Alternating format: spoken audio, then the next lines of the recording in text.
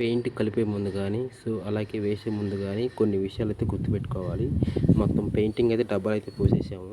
పోసిన తర్వాత ఇది కూడా మొత్తం మళ్ళీ కలపాలన్నమాట. లేదంటే దీంట్లో వైట్ వస్తుందన్నమాట. వీళ్ళు ఏంటంటే మనకి ఫస్ట్ డబ్బాలో మొత్తం వైట్ ఉంటుంది.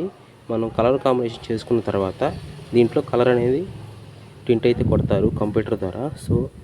అందుకని మీకు చెప్తున్నాను, పెయింట్ కలిపేటప్పుడు మొత్తం అయితే కలపాలి. రెండు మిక్సింగ్ చేసి కలపాలి. చూడండి, ఇక్కడ గ్రే టైప్లో అవపడుతుంది కొంచెం, ఇక్కడేం పైన లైట్ అవపడుతుంది అనమాట. అందుకని టింట్ మొత్తం కలిపితేనే బాగుంటుంది. గుర్తుపెట్టుకోవాలి ఖచ్చితంగా.